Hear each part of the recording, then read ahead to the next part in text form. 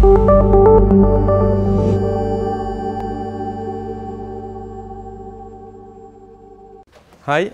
I'm going to talk to you about Async.io, when to use it, and especially about an app we wrote, not at my company, but at a group of companies in Lyon.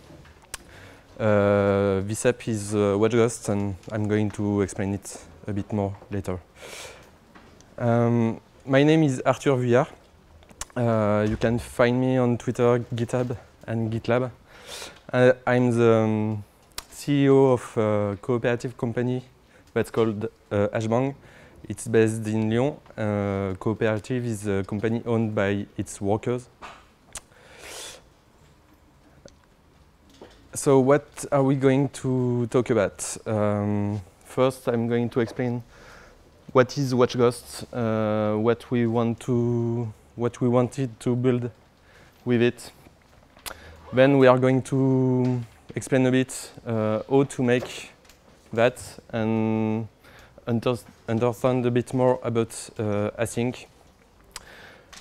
Then if we have enough time, I'll explain how to install it, configure it, maybe a little demo, and what are our next steps with the development of that application.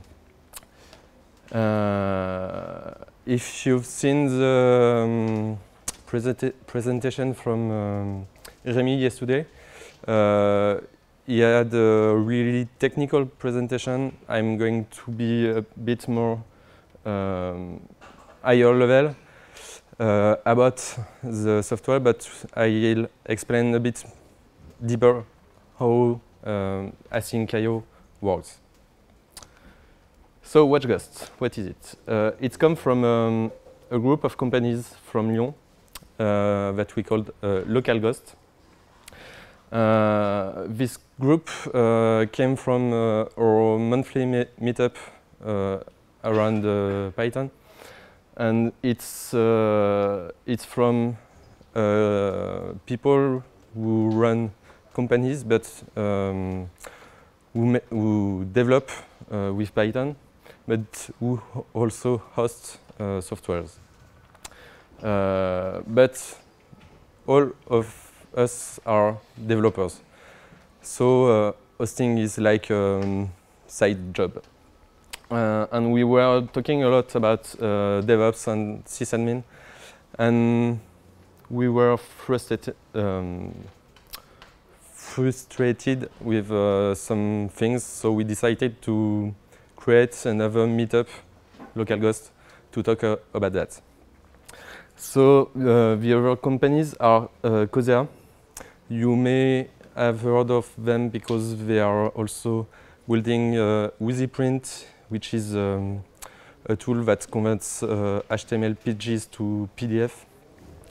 And they work a lot with Python and free software, so maybe you use some of their libraries. Grep is a cooperative too, and more centered about Odoo, the ERP application written in Python, and our company Hbang. So our problem was that we have been trying different monitoring solutions like Shinken, Nagios, Sensu, but everyone was either hard to install, hard to configure, or heavy to run. So we discussed about the choice we made and how we could do it a bit better. We agreed with some needs, and what we wanted to do is to monitor network services. It means that we have a server process that just checks another server on some network services. What we wanted to do was to have a light configuration, not so many files to edit, and something light to run. And no agent on the monitored server, because the main idea is to be nice to people that start with monitoring. So let them start without installing a lot of packages on each server.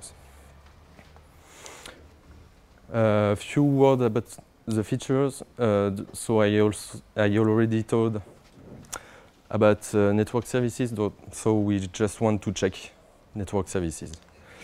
We want to have notifications, a web console, and especially a web console with live updates without reloading the page. So, how to make that? Light configuration is easy. We just picked JSON because it's included in Python and didn't want to include a package to manage tunnel or anything else. And it was simple enough for us. And the most important thing here is also to have simple resources. We have to describe how to check services the most simply possible. No agent, it's mostly an architecture problem, so we just decided to not use an agent, so to just have a server process, and that's all. And moreover, it gives us a way to keep things simple. Notifications are easy, we just send emails like everyone. About the web console, HTML and CSS are the good pick, and well, we are mostly web developers in each company, so that was the easy one. Web updates without reloading. We can do it with WebSocket and JavaScript. But well, there was a question about that at the moment because we didn't know how to make to use WebSocket with Python. It was like 3 or 4 years ago. So we just kept that in mind. Thinking to figure it later. Light running, check of network service. So how do we do networking again? As web developers, we didn't do network programming a lot. It's hidden in the framework or wherever. How do we do multi-threading again? How do we do multi-processing? That's a lot of things that we had to think about a lot. And we also knew that there were problems with multi-threading with the global interpreter lock. So we were thinking that it wouldn't be a good pick with for or simple way to build that. So we chose to try async because async programming was quite a new thing with Python at the moment, and that project was a good pick to start learning it and play with it. And as you have seen Rémi yesterday, you have noticed that async programming is nice when there are a lot of input and output, especially on networks. So we thought that our monitoring server has to do a lot of networking, so it's probably a good pick. So a few words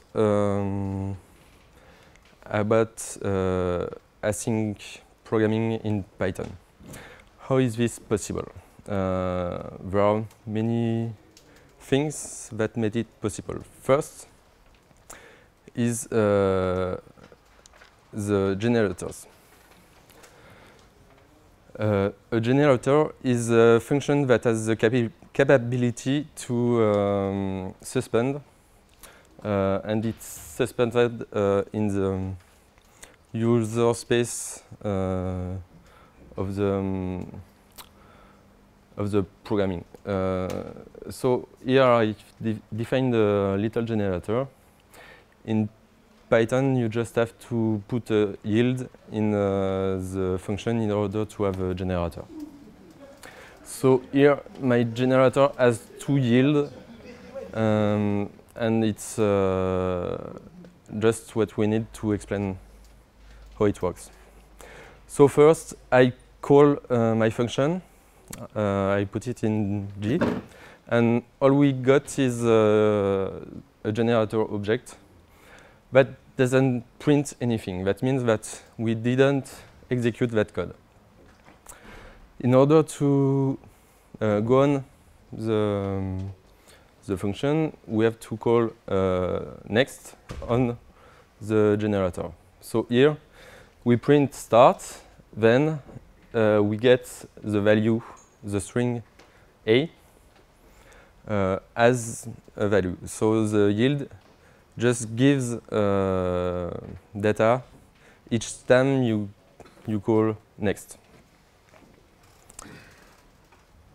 And that stops. So it means the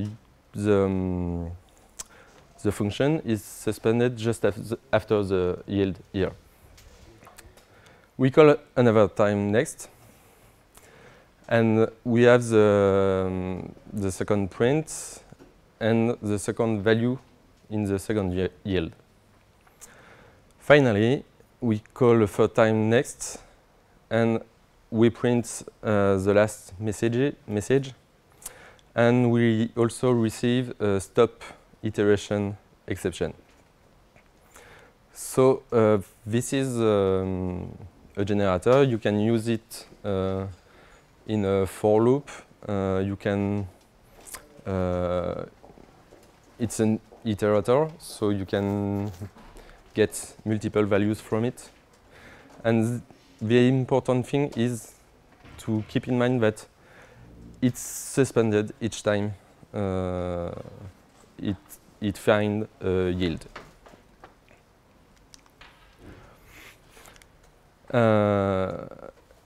We can also send values to the generator.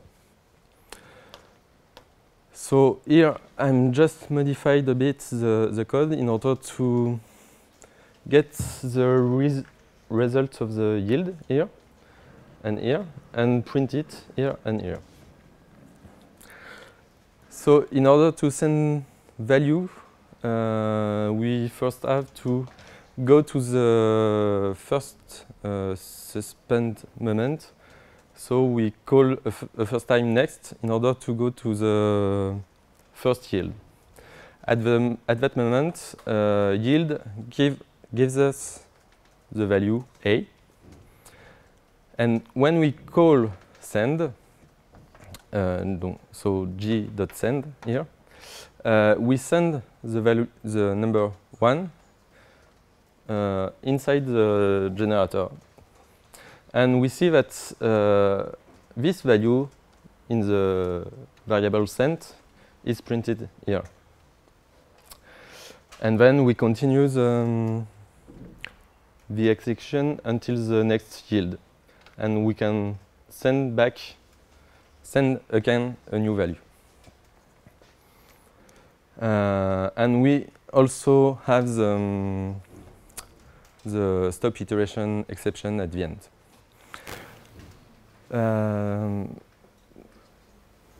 Okay, so that was the first step in order to get async IO working in Python. That's how this has been done until Python 3.5, I think. And after, we are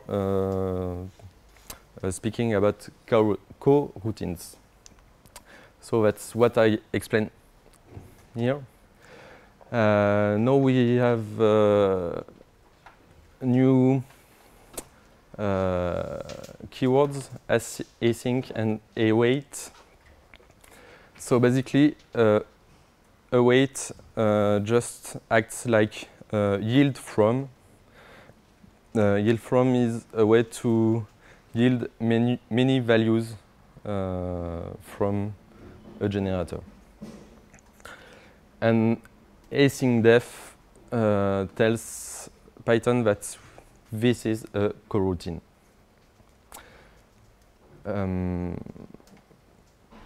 Python raise an error if an async def function doesn't have at least one await. So here we call again the function, and this time we have a coroutine object that is also suspended. As we can see, there are no starts. And now we have to ask async IO to run this code. So I just use the async IO.run that appeared in Python 3.7 in order to execute that code. So here we print start. As I used the async IO.sleep, we wait for a second. And then we print what has been sent from async IO. So it's none. We print the second message, wait for another second, and again a value. The important thing here is that the loop managed to get the value returned by async IO.sleep, do whatever it needs to do in order to know when to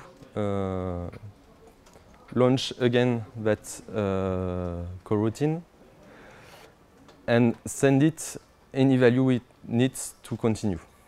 So in this case, sleep doesn't need many things, but when we are dealing with sockets, we have to get the value that came to the socket and give it to the coroutine that needs it. And that's the loop, async IO loop. I'm sorry, I'll take question at the end. I will get back to that. And it's the event loop that does main of the work. Basically, the event loop, this is a great simplification. It's not that easy. The event loop has a list of coroutines it has to run. So for each coroutine, if it's not started, it started and continue with other coroutines. And if it can be run, it's run it. So how do we define if it can be run? It's dependent of your coroutine. If you're waiting for a socket that receives data, that will be if the socket receives data, that means that we can give it to the coroutine. So that's mainly all. In the low level, it uses operating system APIs to know when to wake up a coroutine or not. So it's mainly for sockets. It's mainly about select and poll calls. Okay. So async.io is a module in the standard library from Python 3.3. It's a full implementation of an async.io loop and manage many things like sockets, processes, and basic things, but it won't manage high-level protocols. So there are a bunch of protocols that needs to be implemented in libraries. And it plays well with others. There were others library in Python that did asynchronous programming like Twisted or Tornado, and that there was these libraries were present since a lot of time and had experience around asynchronous programming.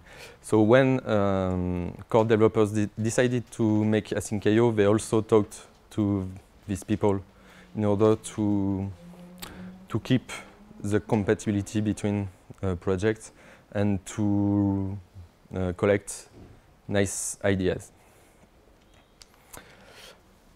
So what about protocols? Async.io provides basic socket management and a lot of other libs managed protocols. So for many protocols, we have libraries to do that. For HTTP, there are AO, HTTP, and Tornado and Twisted already did that, so you have the choice. WebSocket, it's quite the same. So for each protocol, you can now find a library to do it. So what's what we needed in order to check network services also. In the monitoring area, there are a lot of history too. There is a project called Monitoring Plugins that comes from Nagios and all that kind of older application. And Monitoring Plugins is a project that provides a lot of binaries, executables, to call to check network services. So it's okay for us because async.io also provides some sub-process functions to call these tools. So it has socket management, but it has also sub-process management. So we can get back to the previous idea that we had, how to manage web server and WebSockets. At the moment, only Tornado could do that. There weren't an async.io lib to do that. So we decided to pick Tornado and to use it as web framework and WebSocket library. It also gives sub-process capabilities. So at the beginning, we used all that to have a proof of concept. And later we plug the async IO in order to get AO, FTP, and async SSH. So right now the final stack is well, we began with Python 3.3, and right now the stack is from 3.6, so two Python version. And the result right now is a really small application, because we have just less than 1,500 lines of Python, less than 200 lines of JavaScript, and less than 20 lines of HTML. About JavaScript and HTML, we used Vue as a framework to build the web console, and we used Bootstrap for the CSS styling. And it's pretty efficient, light, and easy to configure. But to be honest, it may have some glitches, some minor bugs in the web console, and it may not scale well, because all the biggest user right now has maybe 20 servers to monitor, so that's pretty small. But it's our goal to do that, to give a nice monitoring app to people that are starting with hosting.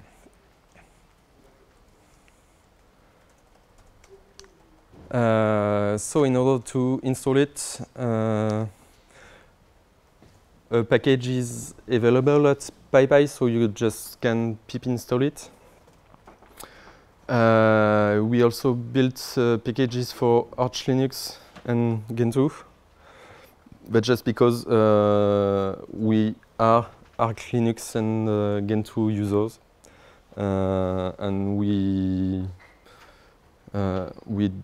didn't see the need to package it for Debian or Red Hat distribution. To run it, you just have to launch the WatchGhost command. You can use your editor to go to your home.config/watchghost directory, and you'll find all the configuration. And then just launch your navigator to the 8888 port on localhost, and you'll find the web console. About the configuration, we have only 4 JSON files: servers, groups, watchers, and loggers. So the server's file is an object, JSON object, and we have each server identified by its unique name, and then we have an object to define keys and values that will be needed by watchers. So you could put whatever you want in the server object. It depends on what you want to monitor, on what watcher you want to use. We can group servers, and the idea is to apply a watcher to each member of a group. So now a watcher is responsible to manage a single monitoring action or service. So it can be applied to a single server or to a group. And here we find some examples for ping or HTTP.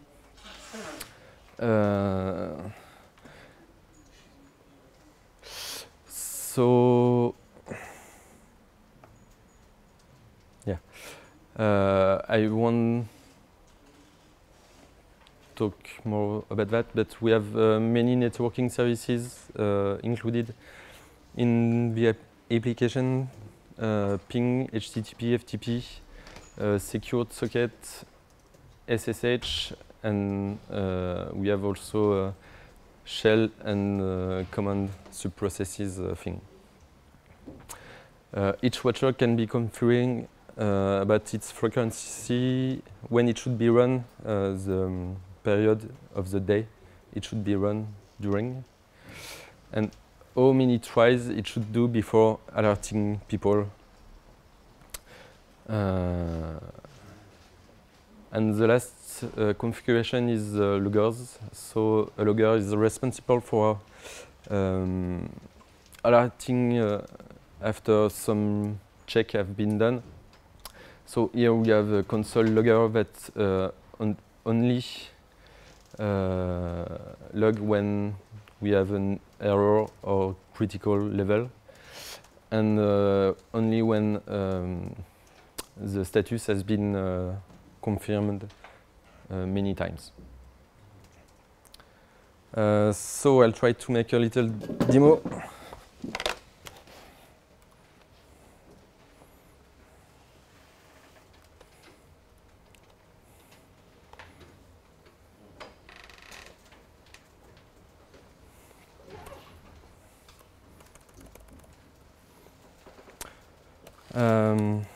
I just go to temp virtualenv, pip install WatchGhost,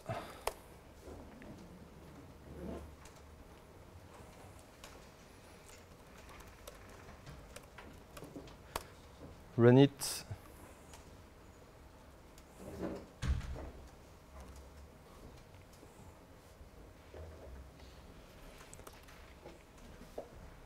Oops.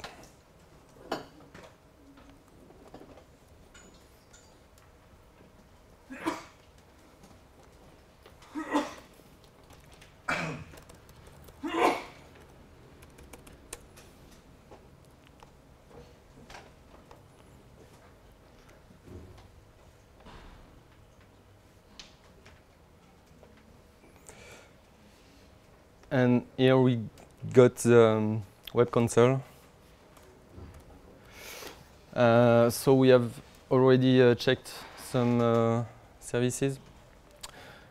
The one with the red background is a critical error. That's because that host doesn't have IPv6 enabled. And all over the green ones are the one with OK status, and the red ones are ones with an unknown error.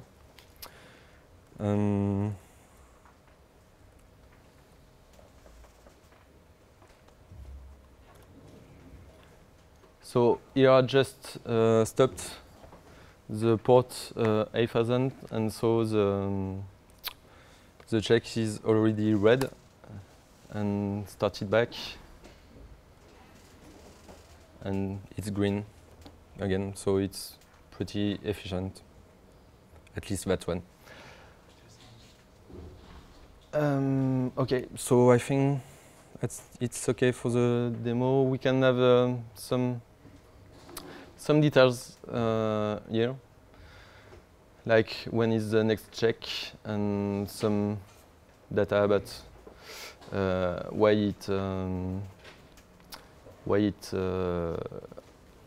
it failed and got back to the list.